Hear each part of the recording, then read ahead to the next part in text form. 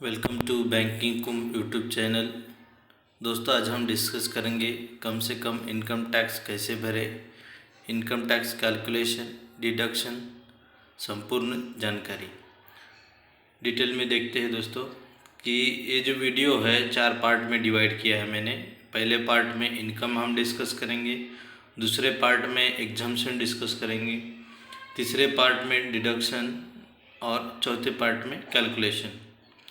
देखिए दोस्तों, जो इनकम होती है, आपको किस किस प्रकार से इनकम आपको मिलती है उसके सारे जो है मतलब टाइप्स हम देखेंगे। उसके बाद आपको क्या क्या एग्जम्पशंस मिलते हैं उसके बारे में डिस्कस करेंगे। आपको कौन कौन से डिडक्शंस मिलते हैं उसके बारे में डिस्कस करेंगे। और आखिर में मैं कैलकुलेशन करके बताऊंगा कि टैक्स आपको कैसे पेड करना है। जो है दोस्तों, आपको इनकम टैक्स कैलकुलेट करने समय जो कुछ बातें मैं बता रहा हूँ, इन चीज़ों की आपको ज़रूरत पड़ेगी। इनकम फ्रॉम सैलरी, जो सैलराइड पर्सन है वो आपकी इनकम दर्शाता है, वो हो गया income from salary. Income from property, income from capital gains, income from business और profession, income from agriculture, income from any other sources, various exemptions availed, deductions under various sections and tax paid is paid already। ये सारे चीज़ें जो है दोस्तों हम लोगों को जो है एक टैक्स कैलकुलेशन के लिए ज़रूरी होती है। वन बाय वन हम इस पे डिटेल में देखेंगे। इनकम फ्रॉम सैलरी, देखिए दोस्तों, इसमें क्या होता है कि any amount that you receive from your employer as a part of your salary और in addition to your salary will fall under this category. जो भी आपको दोस्तों, जो कि आपके एम्प्लॉयर मतलब जहां आप जॉब कर रहे हैं वहां से जो भी आपको सैलरी मिलती है जो है इनकम फ्रॉम सैलरी माना जाता है। The various component of salary, salary के क्या क्या कंपोनेंट्स हैं वो डिटेल में हम देखेंगे। बेसिक पे, जो आपको बेसिक पे मिलता है, उसके बाद DA, HRA, LTA leave travel allowance, medical allowance, travel allowance, conveyance allowance, children education allowance, uniform allowance, salary arrears, employer's contribution to NPS, any other allowance. देखिए दोस्तों, इतने सारे कंपोनेंट जब आप सबका एडिशन जब करेंगे तब जाके जो है आपकी ग्रॉस सैलरी बनती है। अब हम देखेंगे इनकम फ्रॉम प्रॉपर्टी, प्रॉपर्टी से इनकम कैसे आती है। Any income that you receive by renting out your property with fall under this category. देखिए, जो आपने कोई मकान बनाया है और उसको आप रेंट पे चढ़ाए हैं, तो जो भी आपको रेंट मिलेगा वो क्या होगी, आपकी इनकम फ्रॉम प्रॉपर्टी होगी। The income from property can be positive और निगेटिव। इसमें दो पार्ट पड़ते हैं, एक तो निगेटिव और दूसरा होता है पॉजिटिव। पॉजिटिव को हम गेन करते हैं, मतलब उसमें आपको प्रॉफिट होता है, और निगेटिव में क्या होता है, आपको लॉस होता है। अब इसको समझते हैं कि मतलब पॉजिटिव कहाँ कैसे किसे कहते हैं, लॉस किसे कहते हैं। If the rent received is more than expenses you paid to maintain the property then it is a gain. जैसे कि आप एक मकान बनाए हैं और उसमें जो आपको मान लीजिए 10,000 रुपये क्या है कि रेंट आ रहा है, और आपको जो है कि जो मंथली एक्सपेंसेस 2,000 रुपये करने पड़ रहे हैं। जैसे कि आपको वाटर रिसिप्ट भरनी है, उसके बाद इलेक्ट्रिसिटी बिल भरना है, तो सारे खर्चे जाके जो है आप मान लीजिए 10,000 इनकम हुआ और 2,000 आपके एक्सपेंसेस हो, तो आपको 8,000 इसमें जो है प्रॉफिट मिला है। उसी तरीके से क्या होता है कि if the rent received is lesser than expenses, तो क्या होता है कि आपके एक्सपेंसेस ज़्यादा है आपके जो है प्रॉपर्टी से, वो मतलब जो रेंट आपको रिसीव कर रहा है उससे आपके एक्सपेंसेस ज़्यादा है, तो उस कंडीशन में आपको क्या होगा, लॉस होगा। इनकम फ्रॉम कैपिटल गेन, अब कैपिटल गेन क्या होता है कि कोई भी शेयर्स आप जब बेचते हैं शेयर मार्केट में, उससे जो भी आपको पैसा मिलता है वो किसके अंडर आता है, कैपिटल गेंस के अंडर आता है। इसके कुछ एग्जांपल्स देखते हैं, जैसे कि लिस्टेड शेयर हो गए, अनलिस्टेड शेयर हो गए, इक्विटी म्यूचुअल फंड्स हो गया, डेप्ट म्यूचुअल फंड हो गया, रियल इस्टेट हो गया, गोल्ड हो गया, लिस्टेड बॉन्ड्स। ये जब जो भी आपकी कैपिटल एसेट्स है जब भी आप बेचेंगे उससे जो भी पैसा मिलेगा उसे हम कहते हैं कैपिटल गेन्स। उसके बाद जीरो कूपन बॉन्ड्स हो गए, ये सारे किस में थे? कैपिटल गेन में आता है। इनकम फ्रॉम बिजनेस और profession, any income that you earn as a self employed और through your business will fall under this category.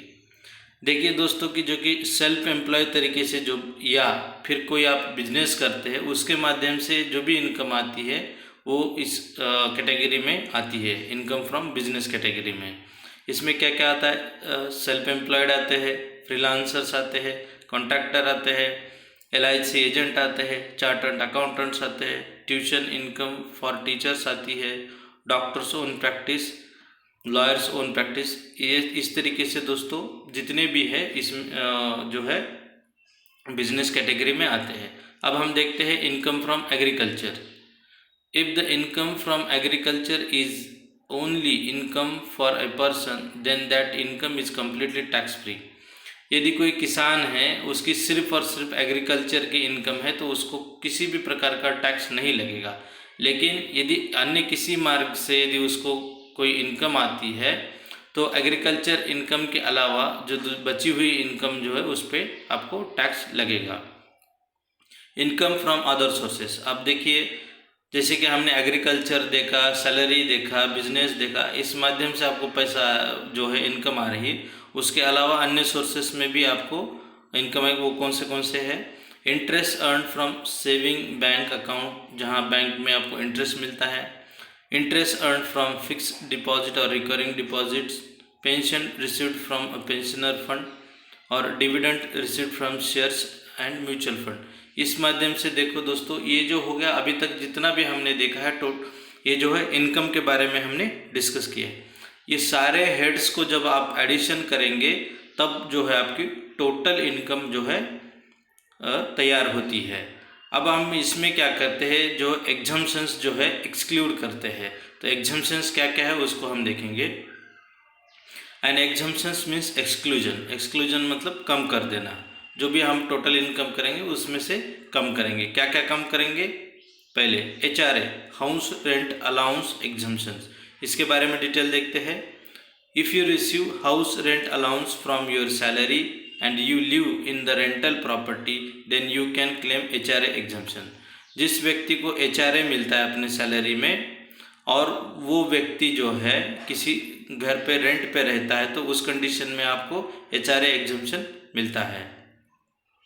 इसको कैलकुलेट कैसे करते हैं? तो इसके चार आइटम्स है कैलकुलेशन करने के लिए HRA exemption. Actual HRA received 40% of basic pay plus DA if you live in non metro cities. Non metro cities में क्या होता है? 40% of basic pay plus DA होता है।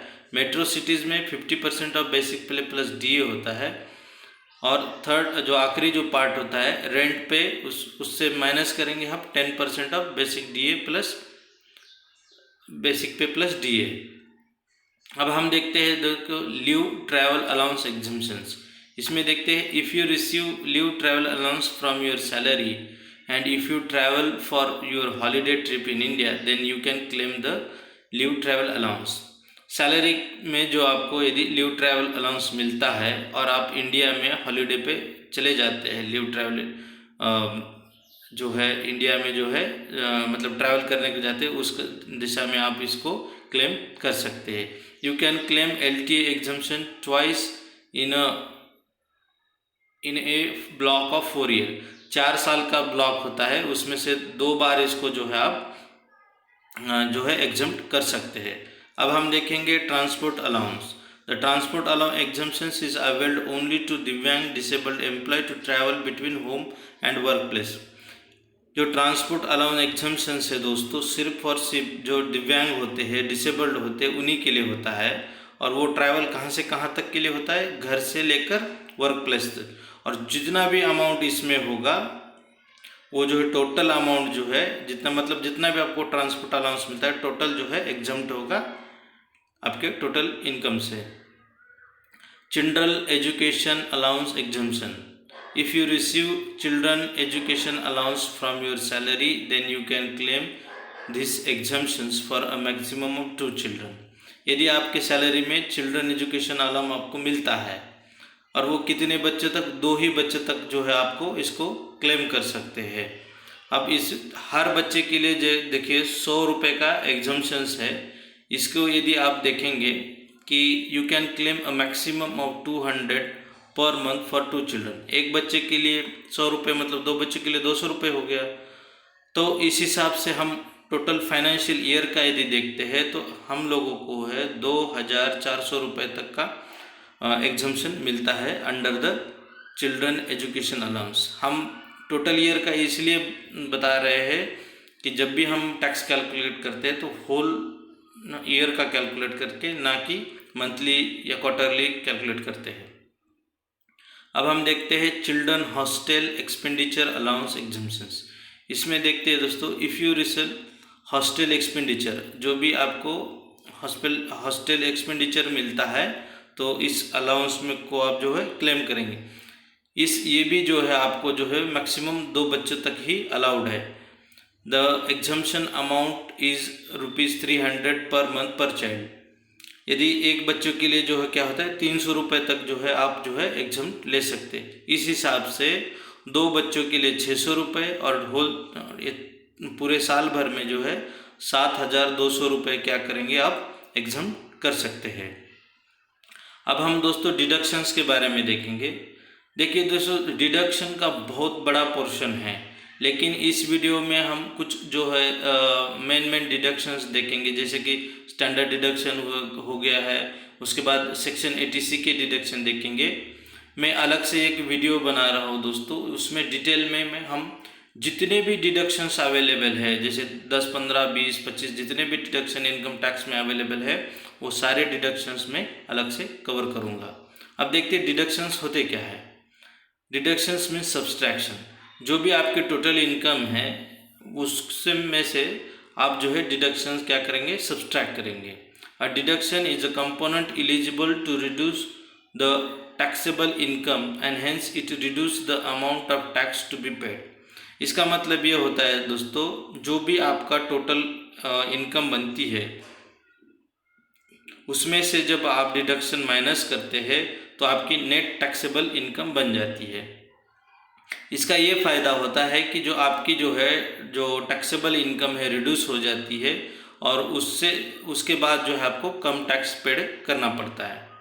डिडक्शंस के पार्ट्स देखेंगे। एक होता है स्टैंडर्ड डिडक्शन, दूसरा होता है डिडक्शंस अंडर सेक्शन 80C और other deductions.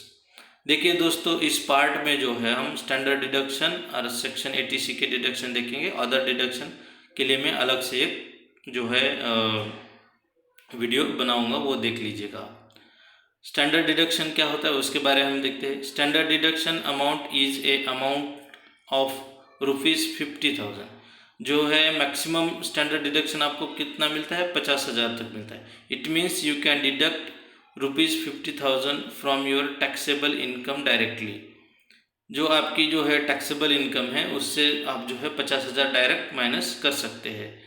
The standard deduction is available only to salaried individual and pensioner. ये सिर्फ और सिर्फ जो सैलरी क्लास के एम्प्लॉयज़ है उनको और पेंशनर को ही स्टैंडर्ड डिडक्शन मिलता है।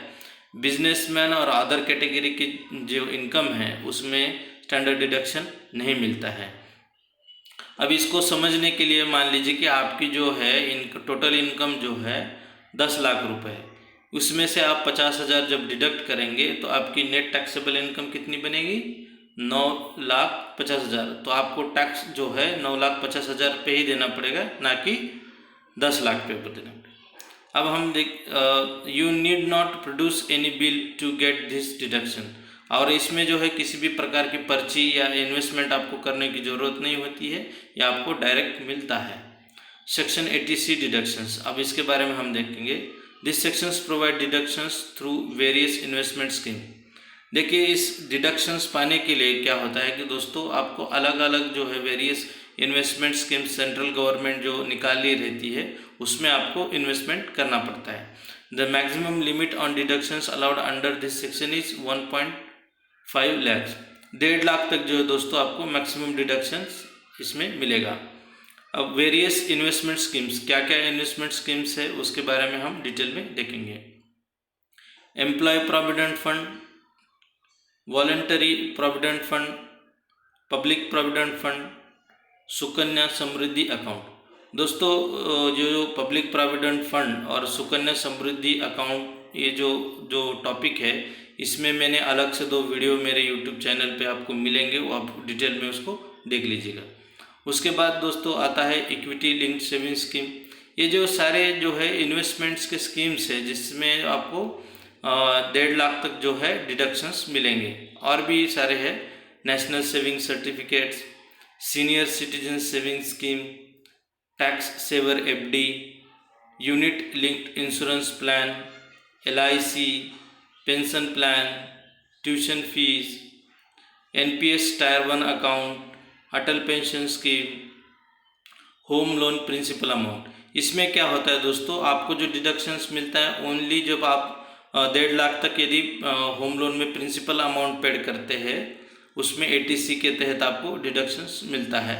और अन्य बहुत सारे स्कीम है, उसमें जो है ATC के तहत आपको डिडक्शंस मिलता है।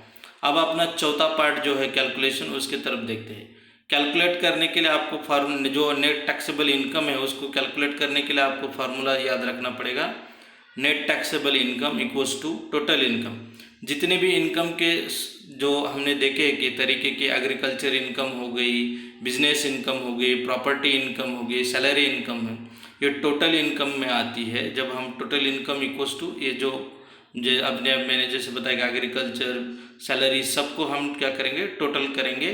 उसके बाद माइनस करेंगे एग्जम्पशंस। जितने अब हमने एग्जम्पशंस देखे वो माइनस करेंगे। उसके बाद हम माइनस करेंगे डिडक्शंस। जितने भी डिडक्शंस हमने बताए वो सारे इसमें माइनस करेंगे। एग्जाम्पल के माध्यम से इसको चेक मतलब समझ लेते हैं। Your total gross income is 10 lakh. आपकी जो टोटल ग्रॉस इनकम क्या है, 10 लाख है। उसमें से स्टैंडर्ड डिडक्शन आपने 50,000 माइनस किया और 80C के तहत 1.5 लाख रुपए आप माइनस किए, तब आप नेट टैक्सेबल इनकम आपकी क्या होगी, 8 लाख। तो अकॉर्डिंगली दोस्तों आपको 10 लाख के ऊपर जो है आपको टैक्स पेड नहीं करना है, आपको 8 लाख रुपए के ऊपर टैक्स पेड करना है। देखिए दोस्तों डिडक्शंस बहुत सारे हैं, लेकिन एक वीडियो की भी एक तय सीमा है। उस दायरे में रहते हुए मैंने 2 ही डिडक्शंस यहाँ जो है कैलकुलेशन के लिए दी है। आपको मैं वो एक तरीका बता रहा हूँ कि कैलकुलेशन कैसे करता है, तो वही आप जान लीजिए। बाकी जितने भी डिडक्शंस आपको लेना चाहते हैं आप ले सकते हैं। फार्मूला अपना याद रखना है, net taxable income equals to total income minus exemptions minus deductions. तो इस तरीके से दोस्तों आपकी जो है नेट टैक्सेबल इनकम कितनी हुई, 8 लाख हुई। अब आपको देखना पड़ता है दोस्तों कि ये जो है 8 लाख है कितने टैक्स स्लैब में आता है, मतलब आपको कितना परसेंटेज जो है टैक्स पेड करना पड़ता है। इसके लिए दोस्तों मैंने अलग से एक वीडियो बनाया है न्यू इनकम टैक्स सिस्टम का, और उसकी लिंक डिस्क्रिप्शन में दी है। उसको देखते हुए आपको जो है कितना टैक्स पेड और कितना परसेंटेज का टैक्स पेड करना है वो डिटेल में उसमें बताया है, तो आप उसको देखते हुए आप टैक्स पेड कर सकते हैं। यदि दोस्तों ये वीडियो और ये जानकारी आपको अच्छा लगी तो प्लीज़ मेरे चैनल को सब्सक्राइब कर दीजिए